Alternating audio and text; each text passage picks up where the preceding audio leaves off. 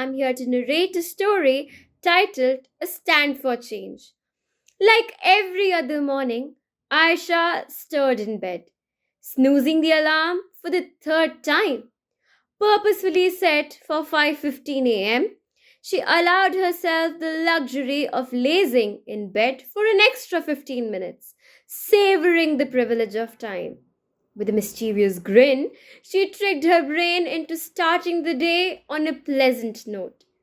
It was Friday, and the thought of upcoming weekend filled with fun and relaxation added a touch of joy to her morning routine.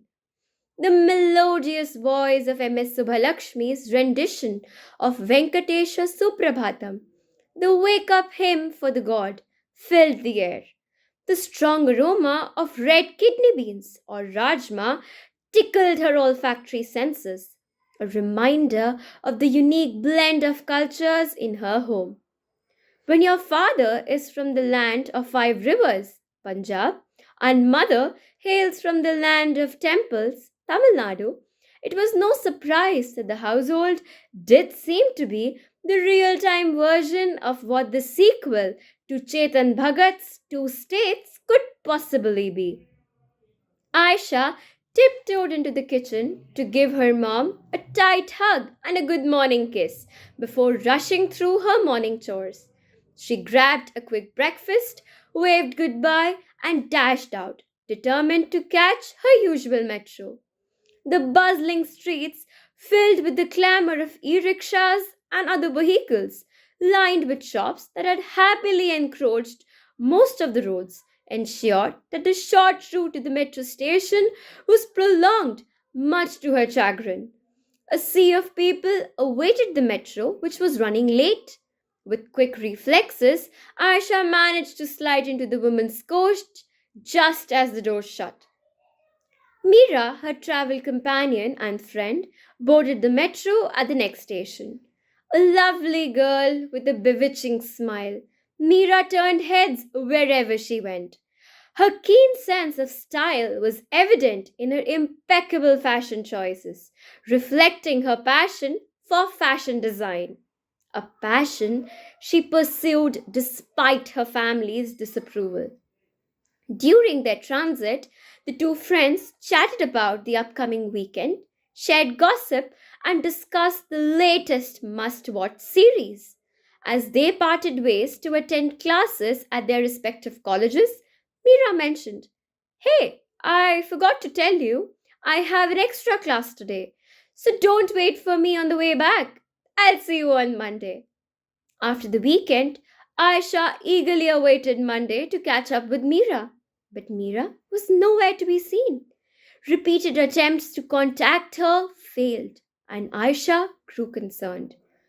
Later, a message from Mira informed her that she wasn't well and wouldn't be attending college for a week. Subsequent messages went undelivered, and her calls went unanswered, fueling Aisha's worry. That evening, Aisha decided to visit Mira at home. The thought of facing Mira's family dampened her spirits. They were never supportive of Mira's choices and often criticized her for pursuing fashion design. They constantly compared her to her brother, Arjun, who, despite his failures, was always praised.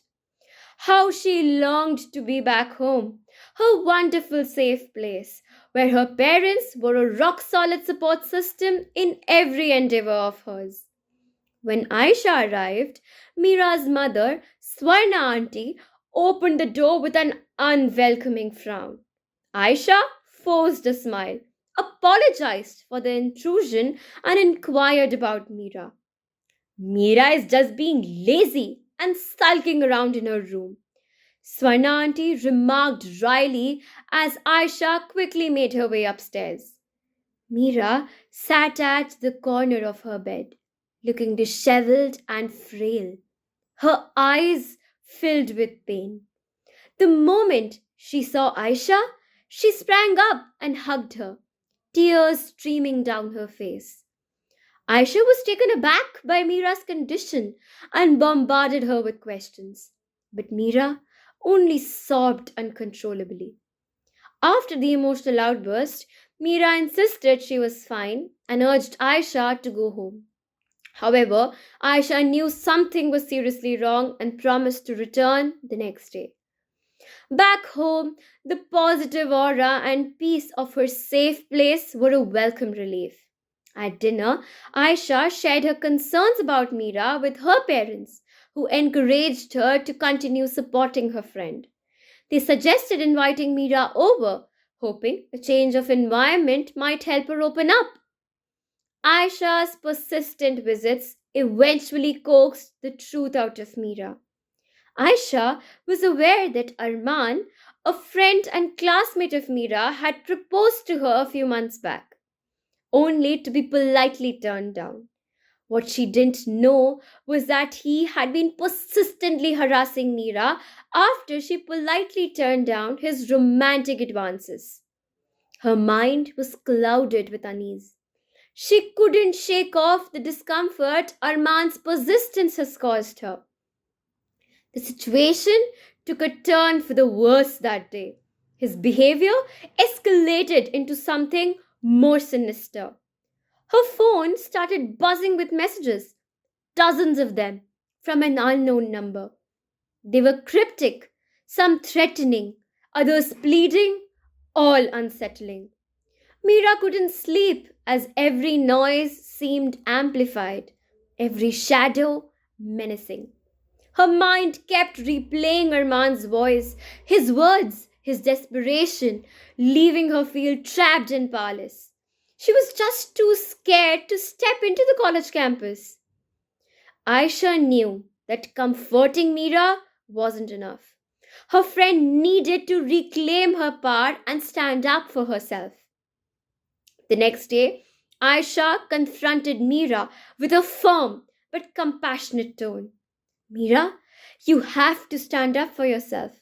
This isn't just about you. It's about setting a precedent so no one else has to go through this. Mira hesitated, fear and doubt clouding her mind. But what if things get worse? What if no one believes me? Aisha placed a reassuring hand on her shoulder. You're not alone in this. I'll be with you every step of the way. This is your chance to show your strength. And by doing so, you'll help others who might be in the same situation. With Aisha's unwavering support, Mira gathered the courage to take action. Together, they went to the college administration and lodged a formal complaint against Arman. Mira detailed the harassment she had endured, while Aisha backed her up, ensuring that the college officials took the matter seriously. The college responded swiftly, launching an investigation and taking disciplinary action against Arman. Word of the incident spread across the campus, and Mira's bravery became a topic of discussion among students and faculty alike. She had not only stood up for herself, but had also set an example for others, showing that it was possible to fight back against harassment and be heard. In the days that followed, several other students came forward with their own experiences, inspired by Mira's courage. The college administration took steps to strengthen its policies on harassment, ensuring a safer environment for all students. Mira's actions had sparked a broader change, proving the power of speaking out. A twist came during a campus wide assembly where the college dean publicly praised Mira for her courage. Mira's decision to stand up and lodge a complaint wasn't just a personal victory, it was a turning point for our entire community, he said. The students erupted in applause, recognizing the impact of Mira's actions. Aisha looked at her friend with pride, knowing that Mira had not only reclaimed her own power, but had also helped protect others. The moral of the story became clear.